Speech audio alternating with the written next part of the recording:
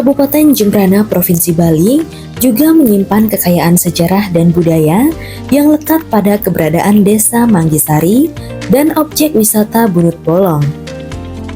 Keduanya bukan hanya menjadi destinasi wisata spiritual, tetapi juga simbol perjalanan panjang masyarakat setempat sejak masa kolonial hingga kini. Bendesa Adat Manggisari Inyoman Linggih memaparkan awal mula Desa Manggisari dimulai sekira tahun 1904 ketika sekelompok penduduk dari Singaraja, Gianyar, dan Kelungkung membuka hutan belantara di jalur Pupuan hingga Pekutatan. Kawasan ini pertama kali dikenal dengan nama Barak Seng, merujuk pada bangunan beratap seng berwarna merah yang menjadi penanda pemukiman. Setelah melewati berbagai tantangan, termasuk hama dan wabah malaria, warga kemudian melakukan ritual di pohon lateng bercabang 3 yang dianggap suci. Dari peristiwa itu, lahirlah Pura Pengulu atau yang saat ini dikenal dengan Pura Puncak Sari yang menjadi pusat kegiatan keagamaan dan pertanian masyarakat. Di tahun 1904 yang mana banyak berdatangan para penduduk yang datang dari berbagai kabupaten di Bali seperti Singaraja, Kelungkung, Karangasem, ada juga dari Bangli, dari Gianyar. Terus awal mulanya penduduk itu ke sini, ke daerah ini yang dulunya masih berupa belum ada namanya daerah sini. Terus mengingat lama-kelamaan dengan seiringnya waktu penduduk semakin banyak, maka berdirilah sebuah yang namanya desa. Yang pertama yang kami sebutkan adalah dari sisi utara, yaitu yang tepatnya sekarang adalah perbatasan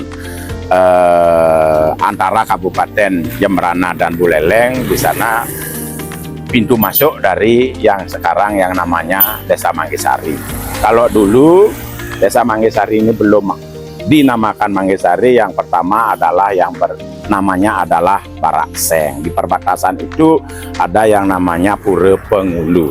Lanjut sekira tahun 1918, di masa penjajahan Belanda, di wilayah ini terdapat pohon bunut besar pada jalur Pupuan Pekutatan yang berupaya dilubangi untuk membuka akses jalan. Atas pekerjaan Rodi itu, hingga menelan korban hingga 75 jiwa yang kemudian dimakamkan di jurang selatan pohon. Sejak itu, pohon tersebut dikenal sebagai Bunut Bolong atau Bunut Berlubang dan menjadi pintu masuk ke Banjar Bunut Bolong.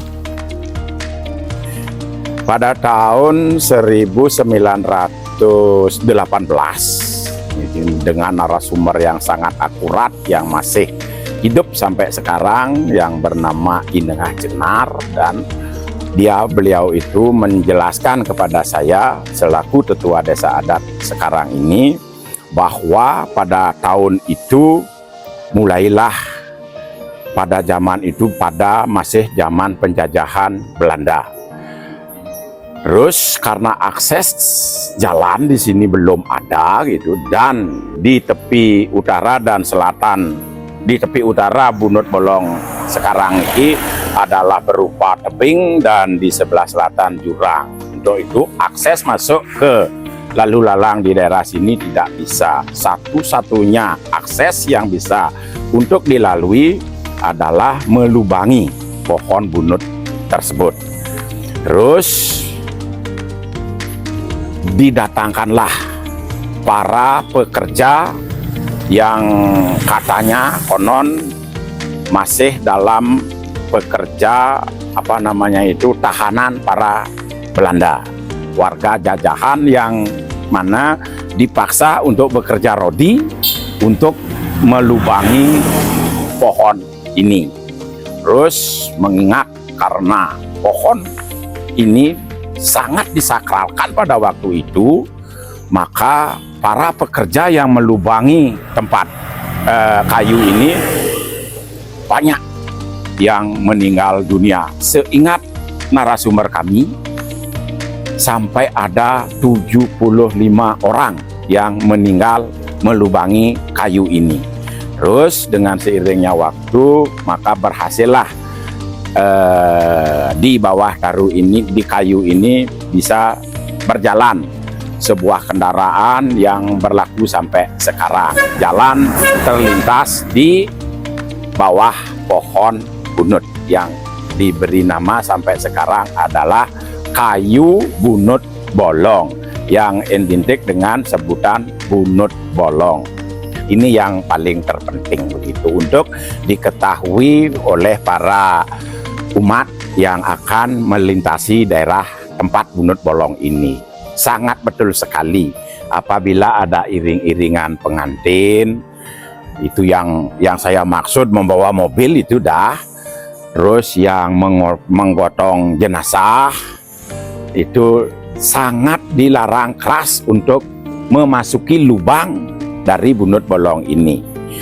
Umpama ini sudah banyak yang membuktikan, ini tidak mitos, betul tidak mitos, sudah banyak yang terbukti bahwa kalau orang itu memaksakan kehendak, ini pernah terjadi karena orang tersebut tidak mempercayai dengan adanya keberadaan kesakralan bunut bolong ini, maka orang itu memaksa untuk masuk ke lubang dari bunut bolong ini. Akhirnya pengantin itu, rombongan pengantin itu tidaklah mendapat keselamatan begitu. Maka dari kisah tersebut, dari mulut ke mulut sampai sekarang tidak ada yang berani untuk melanggar aturan adat yang ada di bunut bolong ini. Kalau dulu belum ada tempat ini, jalan ini begitu, belum ada. Kalau ada iring-iringan jenazah, yang mengotong jenazah sangat sempit di sini, maka kalau dulunya pakai bade, kalau dulu pakai bade kan tinggi, maka jenazahnya saja diturunkan dulu, baru kalau belum masih ada jalan setapak aja di sini, jenazahnya tidak masuk lubang bunut.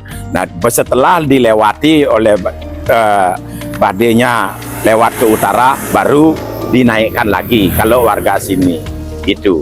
Kalau pengantin juga begitu, pakai mobil. Kalau dulunya ini belum ada jalan bisa dilintasi mobil, maka pengantinnya, khusus pengantinnya diturunkan dan berjalan kaki, jalan setapak menuju ke arah yang dituju, baik ke selatan maupun ke utara.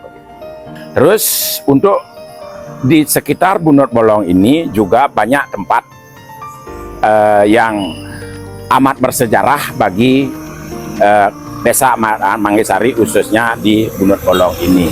Salah satunya adalah yang diberi nama Batu Palungan.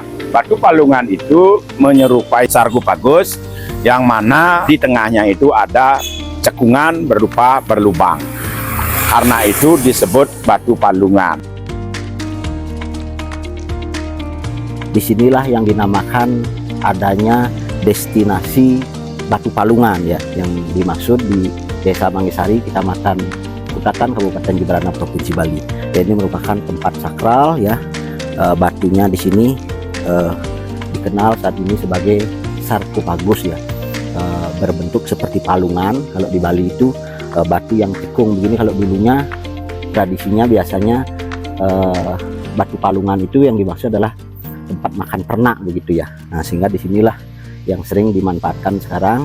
Selain destinasi bunut bolong ini, di Batu Palungan ini konon katanya sering untuk memohon kesehatan ternak dan sebagainya begitu ya. Pada tahun 1928 muncul fenomena sebuah pohon manggis yang selalu berbunga namun tak pernah berbuah. Fenomena inilah yang kemudian menginspirasi perubahan nama desa menjadi Manggisari. Nama itu bertahan hingga kini sebagai identitas desa yang penuh makna. Tak hanya itu, Bendesa Adat Manggisari Inyoman Lingge juga menjelaskan bahwa di sekitar bunut bolong juga terdapat Pura Bujangga Sakti Luwih sebagai kawitan desa.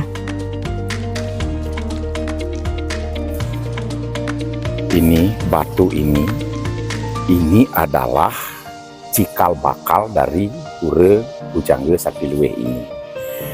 Menurut tetua kami, leluhur kami, ini tanahnya kan udah disteril, tidak mengalami erosi lagi, tidak hanyut lagi tanahnya, udah dipermanenkan, kanan kirinya sudah diberi beton.